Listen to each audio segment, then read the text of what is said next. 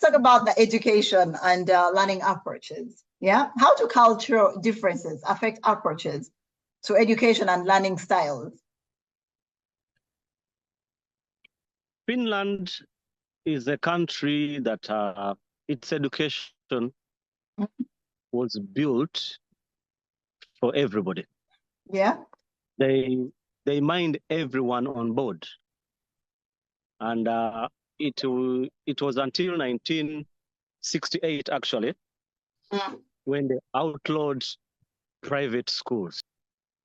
Basically, in Finland, private education was outlawed. You cannot have a private school in Finland. In 1968, that's when it was outlawed. So the essence of building their education was they were looking at it as a tool that can transform their country. Yes. As a nation.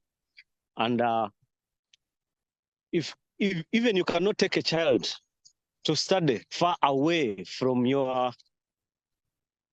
living area or your living environment. So, for example, if I am living like here, the nearest school is where I will take my child. Yes. I cannot take a child, let's say, from Boise to Kawempe to study. Yes. No, it's not accepted. Even if you are the president, even if you are who, your child has to study in your environment there. Okay. So education is free from primary, secondary, university, up to PhD, free of charge, because they understood that it's the only tool that can transform their country. Back home, and then, okay, before I go home in Uganda, here, still, kids go to school from the age of 4, that's kindergarten.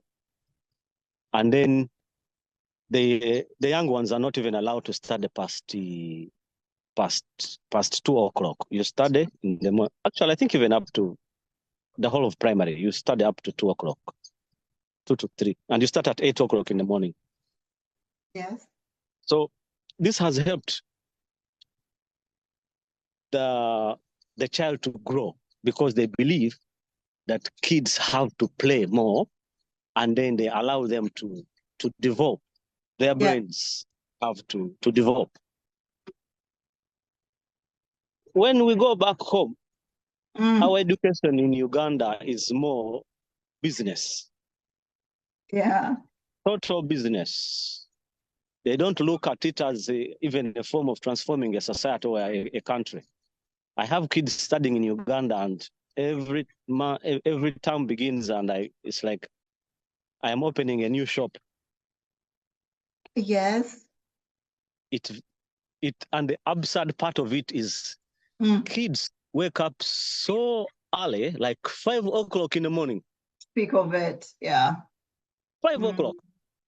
A child needs to grow. You are waking this child at 5 o'clock in the morning. Yeah. Even kindergarten, nursery, they are running to borders. 5 o'clock in the morning. Yes. It's really absurd. Right. Okay. And then at the end, when you come here, even most of your education that you attained back home in Uganda here is not even recognized. And then you have been even beaten, Chiboko. Here you can't beat a child. No way. Yeah.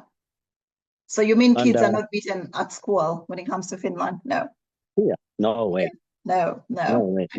Here, because kids have a right, they have a right to ask, because the education system is built in a way that it's about helping the child to explore him or herself into being whatever they want to be. Well, back home, it's like a military environment. Yes, survival for the fittest. I remember when I was even in primary, there was a math teacher, I even don't remember his name. Yeah. I was in P7, I did it in Aga Khan in Mbali. This teacher would come in the morning, there's morning, like a morning test. 10 questions, you fail one, each one is kiboko. Oh my God. God. Oh my God. So it Now, was impossible that you'd finish a whole yes, week because you cannot get 10 out of 10 every morning. Every yes, morning. that's true. Then I just know every every week I have a number of my chibokos on me. Yes. Chiboko is canes. So, Raymond, in your opinion, do you Yeah. actually think that the cultural values that we have, back home and the cultural values that are instilled in children here contribute, towards kids, academic achievement or success? Of Has course. that been a hint? Of course. Okay. Yeah. Because when you look at the statistics, like always, Finland is ranking so highly in terms of education. Number one. Yeah. In the world. Sometimes number one, number two, number three. But ask yourself, where does Uganda rank? Nowhere. Invisible. Even if you ask me, I even don't know. But then what brings that? Yes. Okay. It's the foundation that you build. It's the foundation that you build down on the ground. Yes. The house's strength is from the foundation that you build. Now look at this child. You are waking this child at 5 o'clock in the morning. A child is supposed to sleep. Yes. 5 o'clock in the morning. When will their brains? And then a child will go even for preps, study up to 10, 11 o'clock in the night. You wake up at 5 o'clock in the morning, you sleep at 10, 11 in the night. When is your brain going to develop? Yes. Yes. When is it going to kids are not even, back home, kids are not even allowed to express themselves. They are only pumping stuff in your head, and your work is to cram and answer exactly how they are given to you. Yes. One-way traffic. That is so true. That is so right. And some of the things that we are taught actually in school have proven to be irrelevant, to us when, in our adult age. For example, I remember when we were in school, we studied things like in history. I hear what was it called? I don't even remember the something fight. What was it? Bachwezi, was it the Bachwezi or something? Like things that are completely irrelevant, because they do not apply anywhere. Yeah, here they always try to emphasize life. They emphasize on kids learning the environment and things that concern them.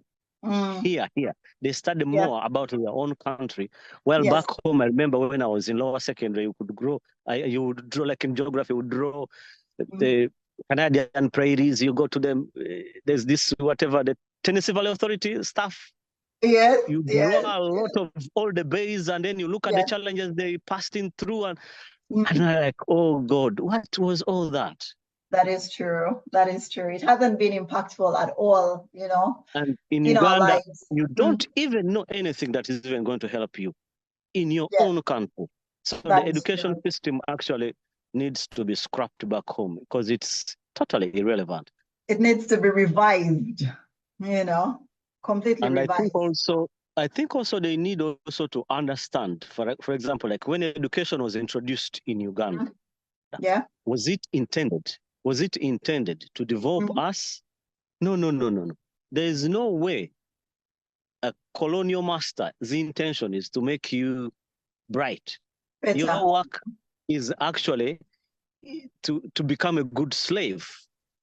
And I can relate, for example, slaves, or those who are working on plantation, they were not slaves, it was a colony, but working on a plantation in Uganda, in my own view, you would have to wake up very early in the morning, go on a sugar cane plantation or tea or whatever, very early in the morning before the sun rises, and then by 10 o'clock, you go and relax, that is your break, and maybe you go back again later for the preps until again 11 o'clock, if I relate it in education.